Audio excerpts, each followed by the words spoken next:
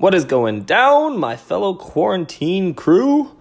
We're going to go through a nice stretch from a chair. Now, this is great because we're probably all sitting on a computer right now, and if not, and you just have bad knees or you don't want to get up and off the floor, this is the one for you then.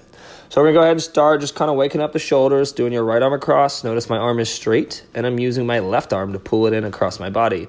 I'm not twisting forwards. I'm keeping my body squared. Shoulders and hips should be nice in line to the floor.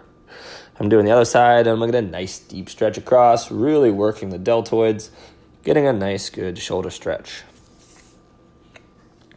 Moving along. What we're going to do next is our rotators. We're going to pull it into our chest first by pulling it up and poking our chest out, squeezing our shoulder blades, and rolling our shoulders backwards.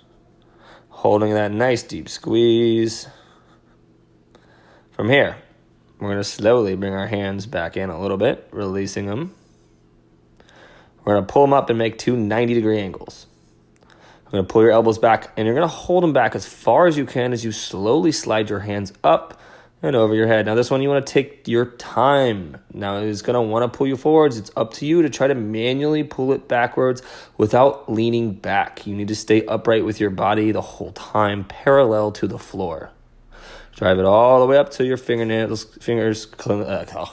your fingers connect and push up even farther. It's going to allow you to roll your shoulders back and then pull them back a little bit farther to get that deep rotator a little bit farther back in the shoulder as well. Taking our time, nice big squeeze the shoulder blades too, and bringing them down nice and easy. Slowly the same way. Driving them back, but this time, as you drive your elbows down, you're going to go past that 90, squeezing your back. You're going to feel your lats, your rhomboids, everything squeeze, and you'll see me emphasize that again one more time right here. See it past 90. That squeeze right there is what you want to include on that down motion. But notice again, my arms are still behind my back, my shoulders. I follow through, I bring it all the way down, and then I rotate it out, squeezing the traps with big circles to add a nice little cherry on top of that little cake we just had right there. Big circles. Notice again, I'm not just going back. I'm going all the way around. Head is up. I'm not looking anywhere but forwards.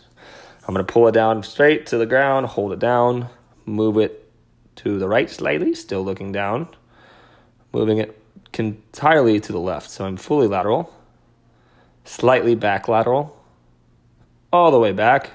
And we're going to go slightly back left this time. Pause. All the way left this time. Pause, forwards, back, left, and down. So it's about a hexagon is kind of what you're looking to form here. You want to really face that direction and hold that pull. Not using your core, not slouching into it. Really do this one because, again, those traps, those necks, all support your head, especially looking down. It's where all the posture becomes a factor. So if you find yourself slouching more and more, this will help loosen it up. Helps prevent headaches, migraines, tensions in the neck. Stress factors will actually drop, decreasing your cortisol, allowing your body to burn fat even more if you're not that stressed. So, very important one right here. You can also do the one where you do a shrug and you drive your fingertips in the floor. That is in the other static video I have. Feel free to check them both out. The more you stretch and the longer you do it, the more flexibility factors you get, and not just preventing tears, injuries as well. So, we did the upper body. Now, again, it made you stand up a little bit because I want you to get that blood flowing in the feet. Then we're going to do feet together and touch your toes. One of the best stretches, in my opinion. Does the back, the glutes, the hips, the hammies. Really gets a good full stretch. Keeping my legs straight. I do not bend my knees. I keep my head tucked down.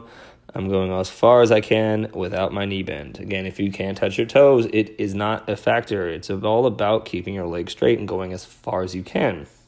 Following it up, arching the back into my camel stretch, slowly keeping my chest to the ground, standing tall and proud.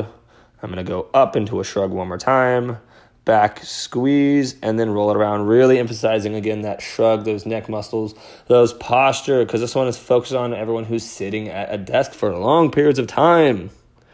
Next, we're going to go ahead and we're going to go to the back of the chair. It's going to give us a support system. So if you're not near a wall or you need that extra balance, this is a really good way of doing it. And we're going to swing our leg across and all the way wide. So we're going to hit adductor, abductor muscles by just swinging it back and forth. And if you don't want to go across, that's where people lose balance past where it was. Just go where it is standing, shoulder width apart, and go out and back. And take your time. Smooth, controlled motions. And then we're going to do it to the other side, trying to keep your posture upright. Your head is engaged so that you're focusing just on your legs. You're not turning your torso, your core in the equation. You're just allowing the hips to swing wide, in and out.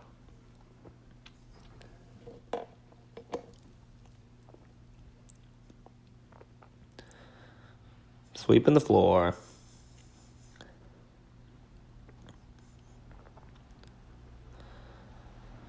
Alrighty. Now what we're going to do is we're going to go ahead and do a slight quad stretch and a hip flexor stretch. So if you have bad knees and you don't want to do the leg pull back, this is an alternating one. Or you can pull your leg back. It's up to you. Just push forwards into the knee, but not too far over the toe, keeping your posture upright. And you're going to feel that deep stretch, especially in that hip flexor. Come back forwards into it, lean down. That front leg will stay straight so you can stretch that hamstring one more time using your chair to lean over and engaging that as a balance factor. Nice deep holds. And we're going to do the same thing to the other side. I'm going to go a nice deep stance, kind of like a lunge position. Back leg will try to stay straight, maybe a little bend if needed, but nothing too crazy. And then kind of lean forwards into it with that front leg.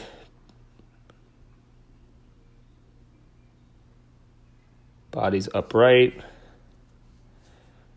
Notice I pointed the back leg. You got to have it as straight as you can.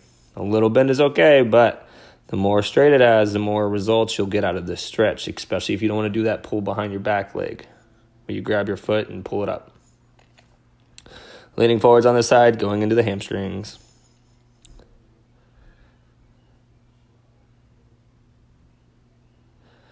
So if you notice, none of these really took a mat.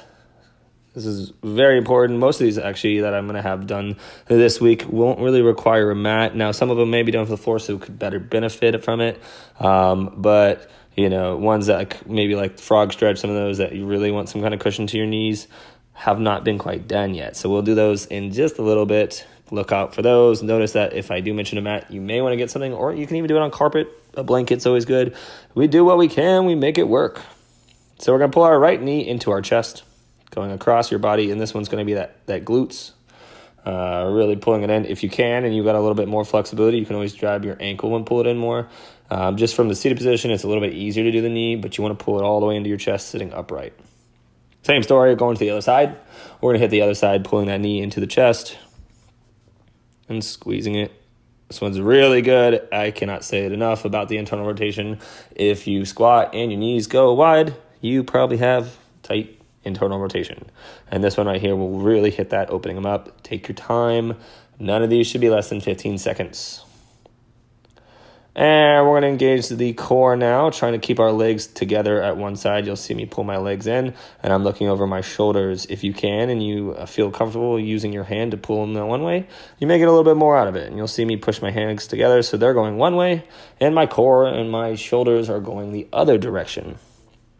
Then I'm going to switch it, get a little bit of a twist in that, allow for a deeper rotation in it.